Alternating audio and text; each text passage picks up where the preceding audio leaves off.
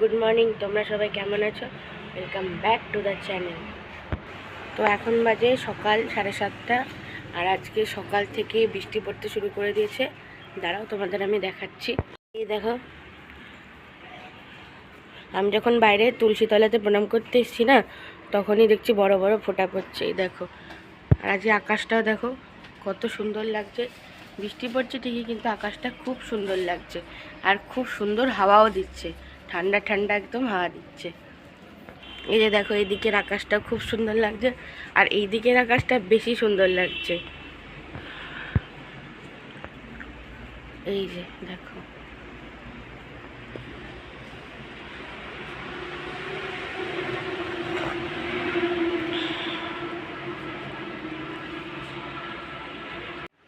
তো এই দেখো এখন আমার মা বিছনা গোছাচ্ছে।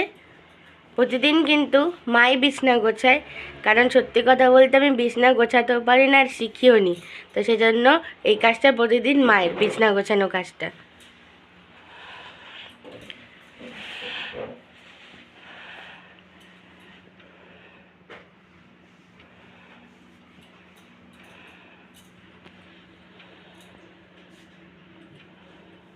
আমি একটু ঘরে গেছিলাম, তারপরে এসে দেখি এর মধ্যে উঠোন কতটা ভিজে গেছে। বেশ মোটামুটি জোরেই বৃষ্টি পড়ছে।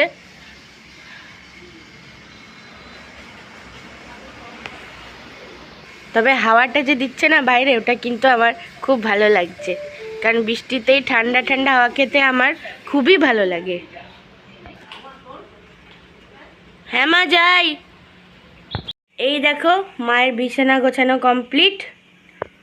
প্রতিদিনই মা কিন্তু এভাবে সুন্দর করে টান টান করে বিছানা গোছায়। বৃষ্টি বন্ধ হয়েছে, তাই আমি একটু আমাদের গলিটায় যাই, হাঁটি, কারণ আজকে বৃষ্টি পড়ছিল বলে ওই পারে হাঁটতে যেতে পারিনি। তো চলো গলিটা একটু বেরোনো যাক।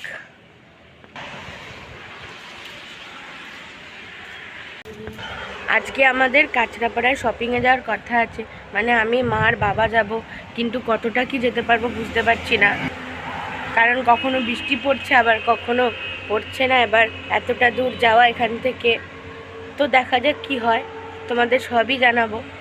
কিনে হবে পাস্তা, তো সেই জন্য দেখো এখানে পাস্তা সিদ্ধ করে নিয়েছে মা। এখানে পাস্তাতে স্যালাড হিসেবে খাওয়ার জন্য শসা কেটে নিয়েছি। তো হ্যাঁ, দুপুরে আমি একটুখানি ব্যস্ত ছিলাম, সেই জন্য তার মাঝে আমি কোনো ভিডিও বা ব্লগ করতে পারিনি। তো আমি তোমাদের সকালে বলেছিলাম যে আজকে আমি মার বাবা তিনজনে শপিংয়ে যাব, কিন্তু সেটা হয়নি। কারণ হচ্ছে বাইরে বৃষ্টি পড়ছিল আর ওয়েদার একদম ভালো ছিল না, সেই জন্য আমরা কাঁচরাপাড়ায় যাওয়ার রিস্ক নিতে পারিনি। তো হয়তো আমরা কালকে যাব, কারণ দুপুরের পর থেকে দেখলাম ওয়েদার কেটে গেছে আর বিকালে মোটামুটি এখানে ভালোই রোদ উঠেছিল। তো কালকে আমি যখন শপিংয়ে যাব তোমাদের দেখাবো। কালকে তো ওয়েদার ভালো থাকলে অবশ্যই যাব। এই যে এখন আমি জল খাচ্ছি, এটা হচ্ছে আমার জলের বোতল। তোমরা তো ভাববে যে জল খাচ্ছে, এটাও দেখাচ্ছে, আবার জলের বোতলটা দেখাচ্ছে।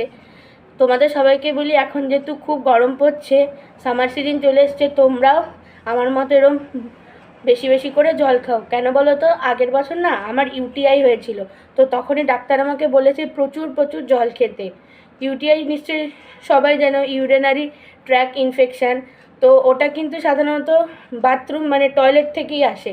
তো সেই জন্য ডাক্তার বলেছে গরমে প্রচুর প্রচুর জল খেতে, যাতে ইউটিআইকে প্রতিরোধ করা যায়। সেই জন্য মা আমাকে এই বোতলটা কিনে দিয়েছে, যাতে সারাদিনে আমি অনেকটা জল খেতে পারি। এটা 1.5 লিটারের বোতল, তাই আমিও তোমাদেরকে সাজেস্ট করছি গরমে প্রচুর প্রচুর জল খাও।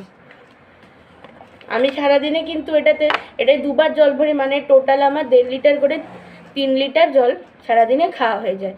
আর এই গরমে তো প্রচুর প্রচুর জল খাওয়া খুবই দরকার। আর এই বোতলটার একটা বিশেষত্ব কি জানো, এতে জল রাখলে অনেকক্ষণ ঠান্ডা থাকে। তো তোমরা আমার মতো সারাদিনে 3 লিটার জল খাওয়ার অভ্যেস করো। তো হ্যাঁ, আজকের জন্য এইটুকুই। আজকের ব্লগটা কেমন লাগলো কমেন্টে অবশ্যই জানাবে। আমার নতুন চ্যানেলকে অনেক সাপোর্ট করবে, সাবস্ক্রাইব করবে। দেখা হচ্ছে নেক্সট ব্লগে।